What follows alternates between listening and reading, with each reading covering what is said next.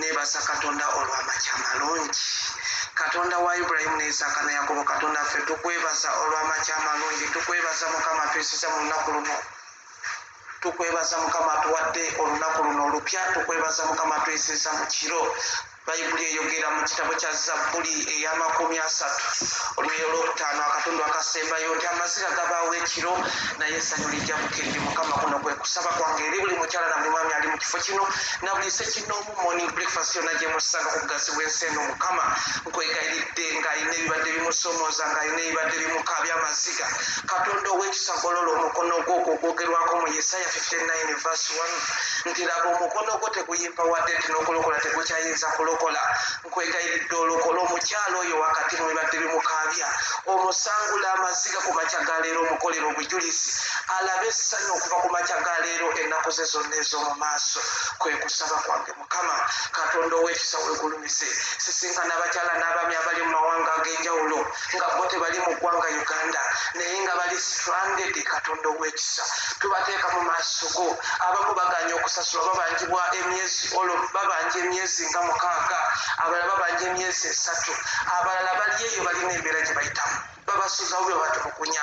Katonda ow'ekisa nkwegayiridde yegwasinga okumanya Mukama eyakulembera abantu bano Mukama, buli ssekinnoomu n'obaako gy'omusimba, abakuumidde gye bali ngeri okyabalekedde omukka ogw'okussa. Katonda ow'ekisa nkwegayiridde basisinkane Mukama, obaseemu amaanyi Mukama, okole ku nsonga zaabwe ez'amaanyi, okole ku nsonga zaabwe ez'okusasulwa. Abaagala okuddayo e Uganda Mukama nkwegayiridde bakolere ebyekisa, obakonekitinge ku bantu abasobola okubazaayo babasse Uganda. Buli muntu mukolere ekkubo Mukama, watali kkubo. Ayagala okudda e Uganda adde e Uganda, ayagala okusasulwa, ayagala okufuna omulimu omupya. Katonda ow'ekisa ku makya ga leero ndeeta abantu abo bangi abalina ensonga zaabwe ez'amaanyi, buli omu ng'alina kyayitamu naye nga tawulira mirembe, buli omu alina kyayitamu naye nga sitani yakimuteeka mu maaso ge. Katonda ow'ekisa nkwegayiridde kola obujulizi okuyitamu ebyo byennyini ebyo omulabe Sitaani bye yateeka mu maaso gaabo abaana bo Mukama. Kwe kusaba kwange Mukama, kwe kusaba kwange Omunnazaaleesi. Sisinkana omukyala n'omwami gwe nsaba naye ng'alina embeera gy'ayitamu Mukama wakati ku makya ga leero mu morning breakfast eno. Nyongera okukakkana wansi w'omukono gwo Mukama, nyongera okukakkana wansi w'entebe yo. Ndi wano ku Namulondo yo Mukama, wakati nga mpeereza okumanya n'okutegeera kwange Mukama kakuveewo. Omwoyo omutukuvu yita mu nze, kozesa nze Mukama ng'ekibyakyo, osumulula abantu bo Mukama. Ekigambo kino kibeeko omukyala n'omwami gwe kisumulula, wabeeko ky'okola, obeeko obujulizi bw'okolera omukyala oyo, wabeewo obujulizi bw'okolera omwami oyo. Kwe kusaba kwange.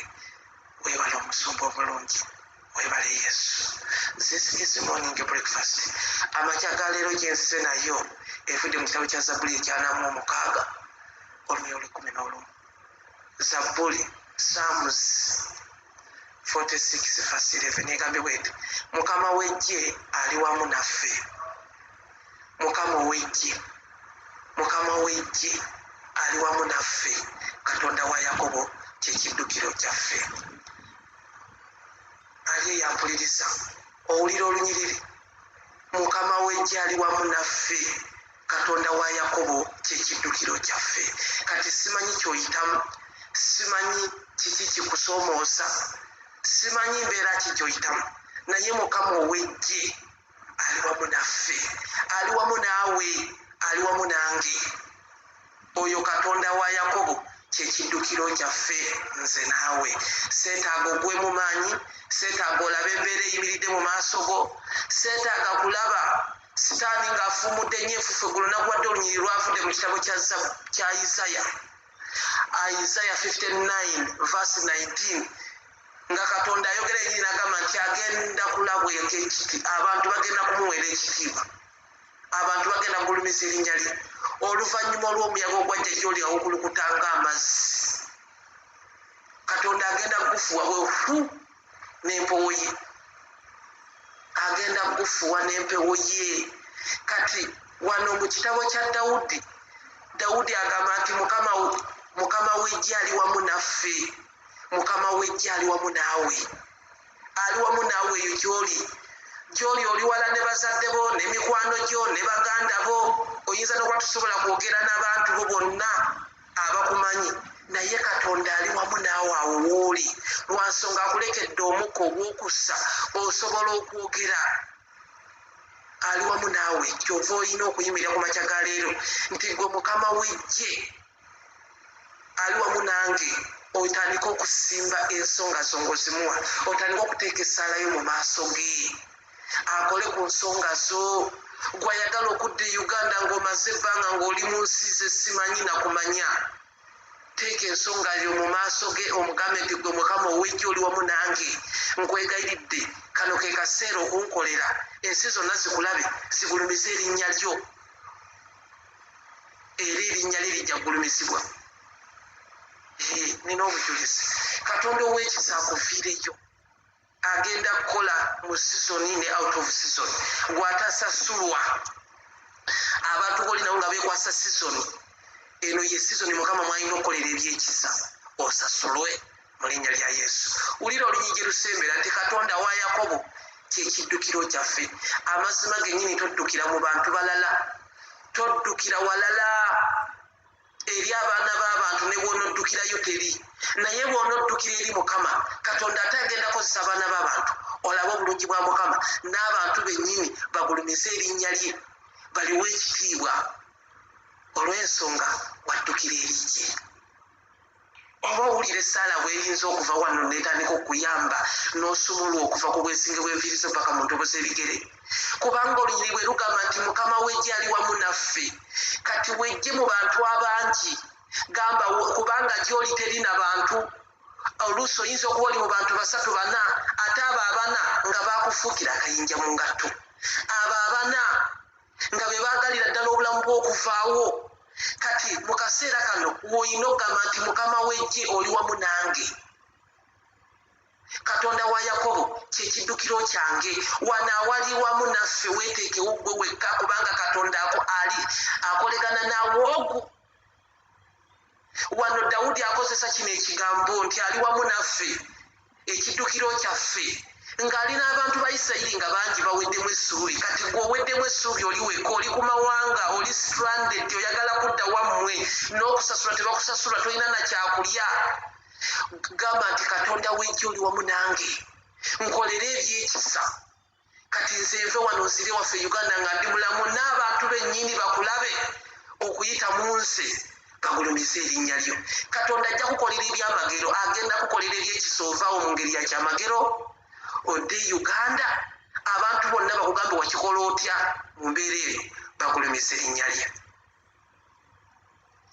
Katonda wa Ibrahim ne Isaka ne Yakobo nziramu okukwebaza olw'amakya amalungi oyogedde okuyita mu kigambo kyo Katonda ow'ekisa tukwegayiridde gwe Katonda wa ggye tukwegayiridde Katonda ow'ekisa gwafuga waggulu ne wansi ng'ofuga Katonda ow'ekisa fuga mu bulamu bwaffe Mukama fuga mu magenda gaffe fuga mu byetaago byaffe fuga mu birowoozo byaffe fuga mu maanyi go eri ffe Mukama Katonda waffe tukwegayiridde waliwo abakyala n'abaami b'ensaba nabo Mukama nga bali mu mbeera etategeerekeka sitaani yagiteeka mu maaso gaabwe ensusse enfuufu esituse n'etuuka neweetuuka nga n'okulaba tebakyalaba kiddako nkwegayiridde sisinkana omukyalo okyo sitaani gwe yafuule ekisa kikererwa sitaani gwe yafuula ekyokuzanyirwako sitaani gwe yakwata n'abaako gyamussa nga kati takyasobola nakwogera linnya lyo ayo yennyini omukyala ali stranded mu mawanga ag'enjawulo Katonda ow'ekisa nkwegayidde musisinkane kubanga oyogedde okuyita mu kigambo kyo ng'oyogera gwe kennyini nga Dawudi akozesa era ng'awa abantu ng'agamba nti Mukama ow'eggye ali wamu naffe Katonda ow'ekisa oli wamu naffe Katonda wa Yakobo gw'ekiddukiro kyaffe Katonda waffe tufukamidde mu maaso go tukakkanye wansi w'omukono gwo tukakkanye mu kubeerawo okwo twetoowaziza Katonda ow'ekisa tukwegayiridde byonna ebibadde bitusumbuwa tukusaba obituggyeko sisinkana omukyalo oyo n'omwami gwe Katonda ow'eggye era atalemwangako Katonda katonda ow'amaanyi, katonda gwe yatonda ensi n'eggulu.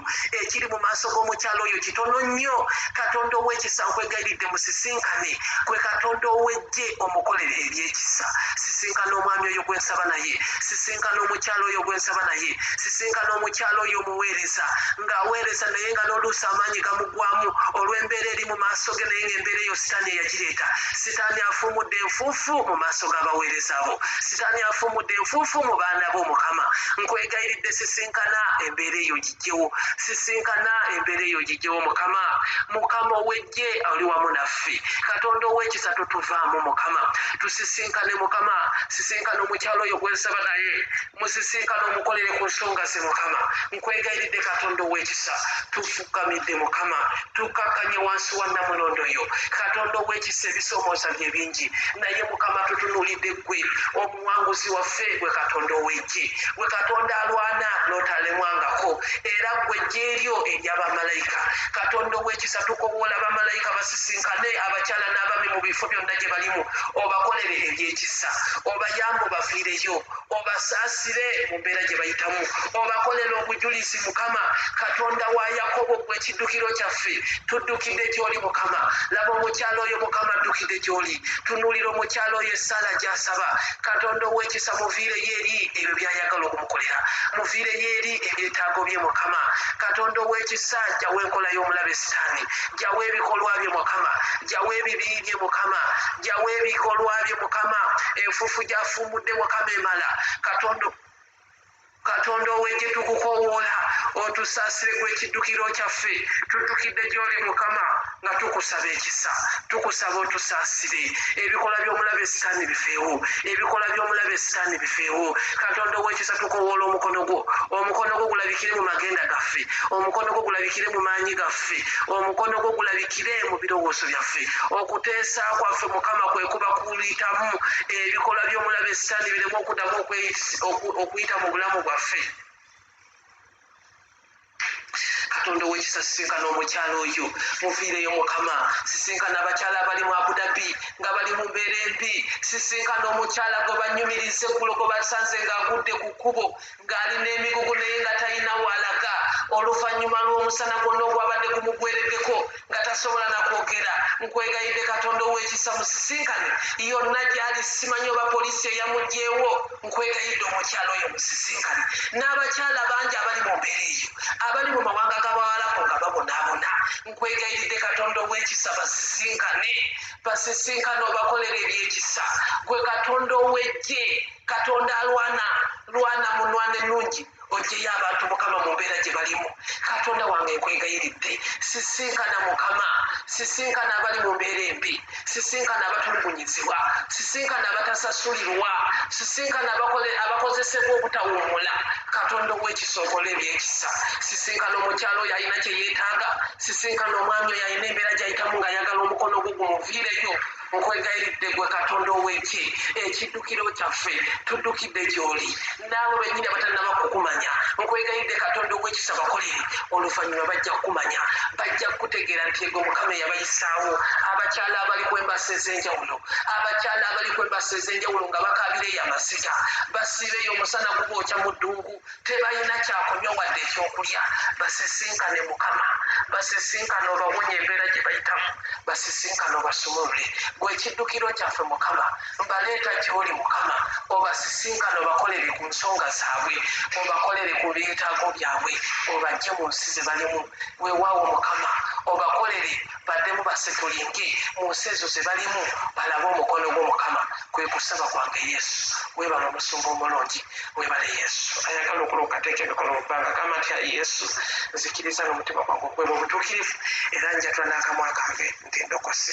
Amanya gange gano gookeri gaddemu mukama, gaddemu nate. Gamba nti ayi Yesu, nzikiriza n'omutima gwange okweba obutuukirivu, era njatula n'akamwa kange nti ndokose. Amanya gange gano gajja mu bitabo eby'okufa amangu, mugasa mu bitabo ebyobulamu n'okuwangaala n'omukisa. Azzeemu ebigambo ebyo oli mulokole, mukama akumpeera ennyo omukisa akunjagalire. Olunaku olulungi, Emmanuel.